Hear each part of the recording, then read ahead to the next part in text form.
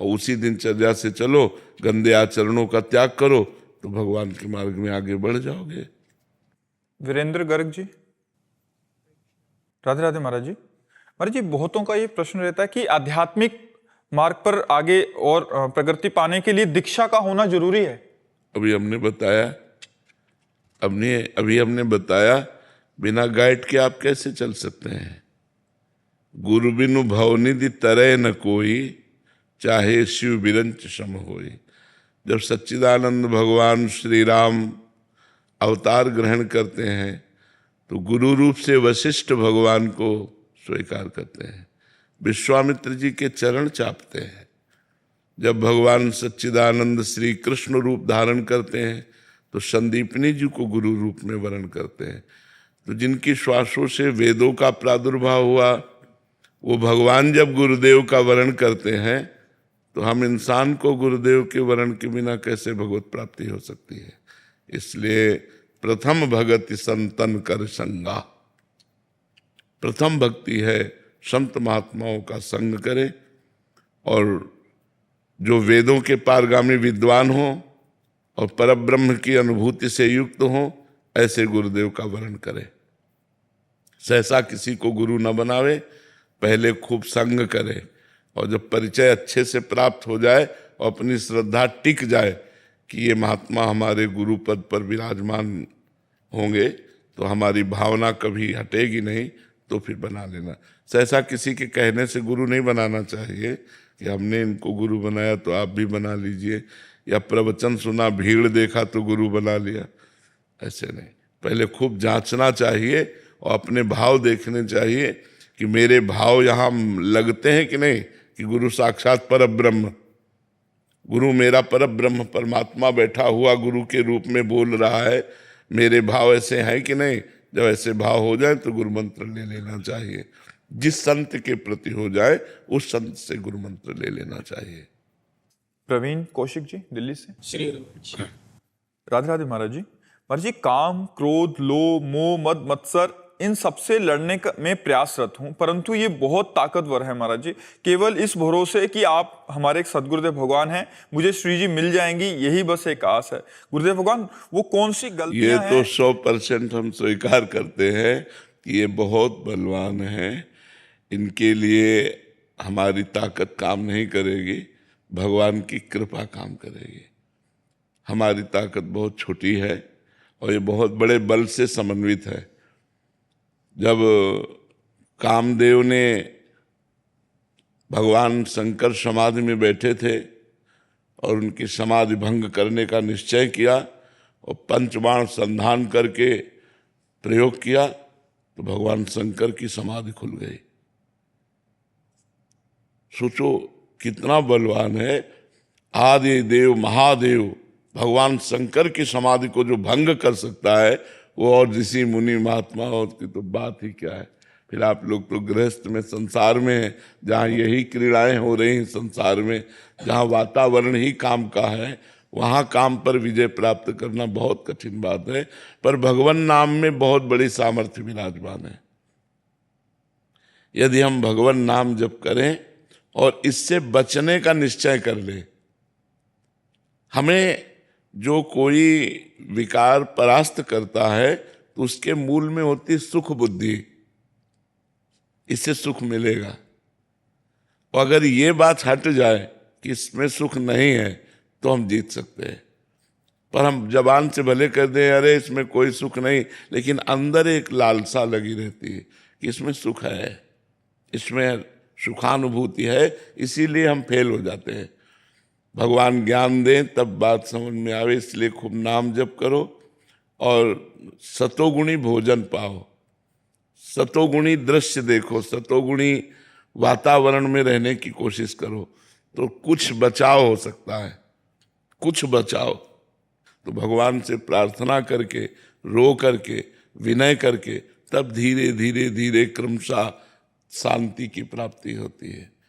फिर घृणा हो जाती है, संसार के भोगों से एक ऐसी स्थिति आती है कि घृणा हो जाती है। रमा विलास राम अनुरागी, तजत बमन जिम जन बड़ भागी। बमन माने समझते हैं ना, बमन उल्टी, जैसे उल्टी को कोई खाना नहीं चाहेगा, ऐसे विषय भोगों की इच्छा खत्म हो जाती है। पर वो बहुत भजन करने पर, थोड़ा 2-4-10 माला घुमाले पे नहीं, निरंतर जब भजन करे तो भजन के प्रभाव से भोगों में अरुचि हो जाती है, भोगों से वैराग्य हो जाता है, तब वो जीतता है। नहीं तो बहुत प्रबल काम है, बहुत प्रबल काम है। पुरुष जीत सके नारी, जो विरक्त मत धीर, वही पुरुष स्त्री के संयोग काम पर विजय प्राप्त कर सकता है, जो वैराग्यवान है और जो धीरमती है।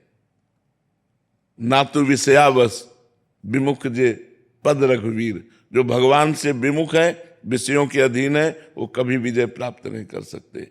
इसलिए भगवान की शरण में होकर भगवान का नाम जप करो, शास्त्रों का स्वाध्याय करो और अपने को बचाने की कोशिश करो। हम लोग बचाते नहीं और आग में झोंक देते हैं अपने को। अपने को जब हम बचाने की कोशिश करेंगे तब हमारी बात बनेगी। पर सुख बुद्धि है तो हम बचाने की कोशिश नहीं करते, हम उसी में और लिप्त हो जाते हैं। बहुत कठिन है, यही सबसे ज्यादा कठिन शत्रु है काम। ये बड़े बड़ों को गिराता है, बड़े बड़ों को। मतलब जब कह रहे हैं भगवान शंकर की समाधि भंग कर दिया तो औरों की तो बात ही जाने दो, और तो सब छोटे मोटे हैं, किसी की बात क्या।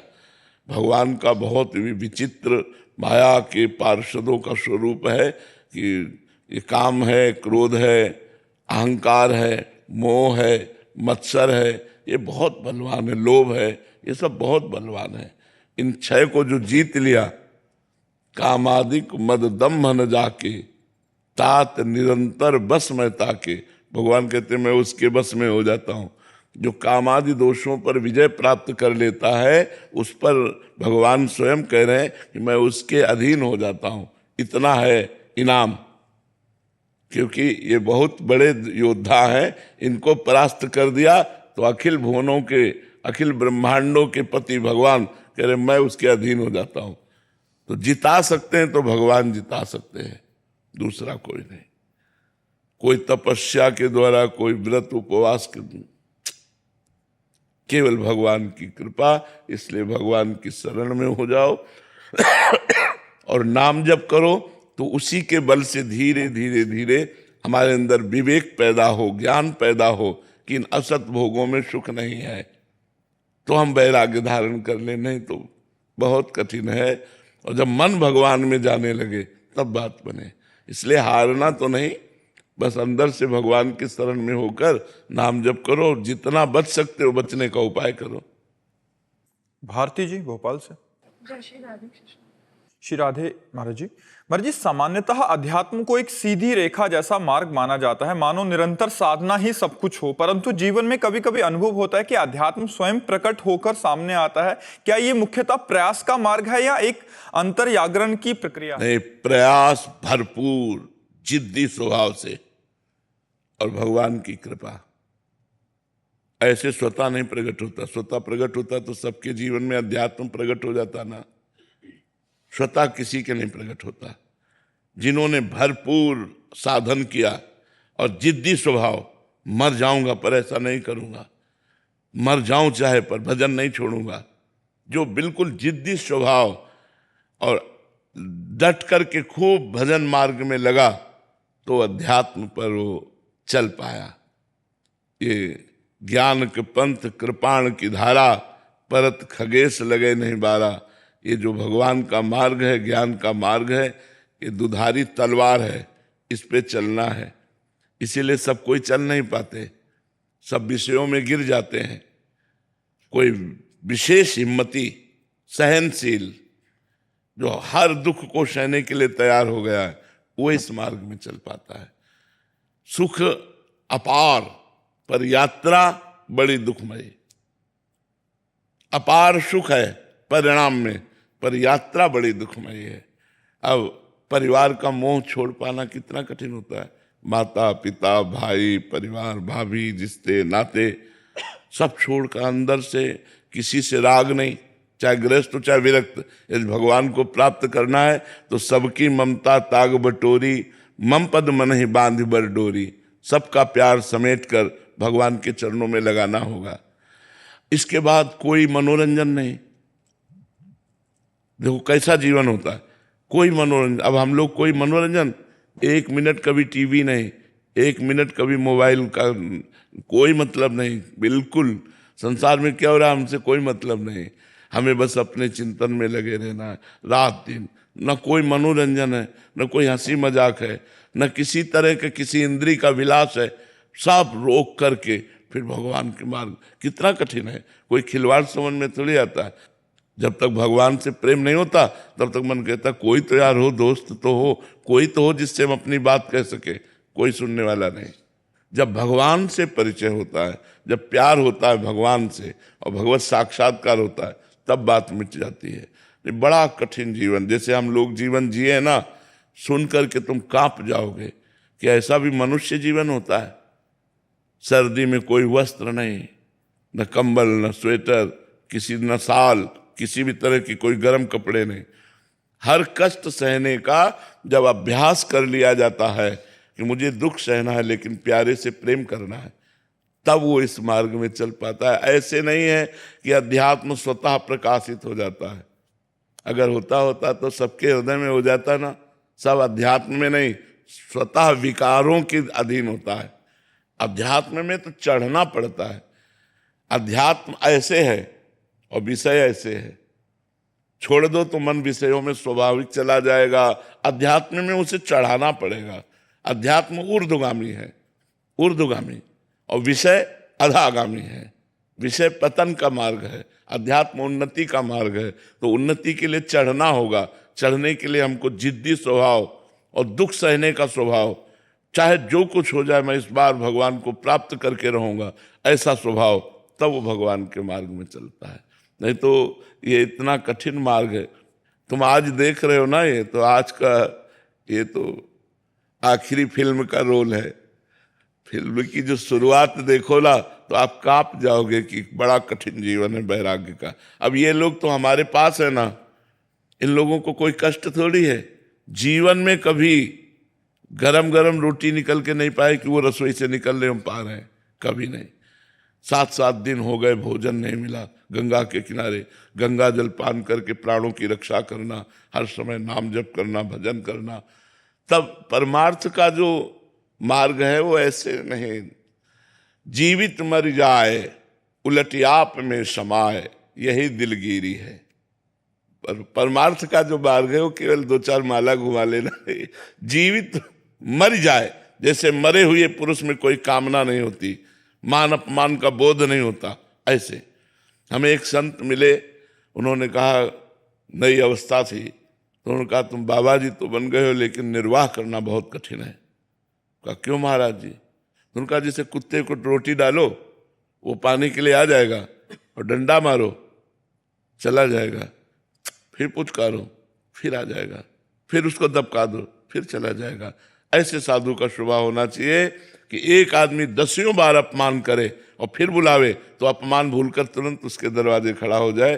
कभी उसको ये भान न होना चाहिए कि ये 10 दिन से मुझे गालियां दे के भगा रहा है, मैं इसके दरवाजे कभी नहीं जाऊंगा, ऐसा।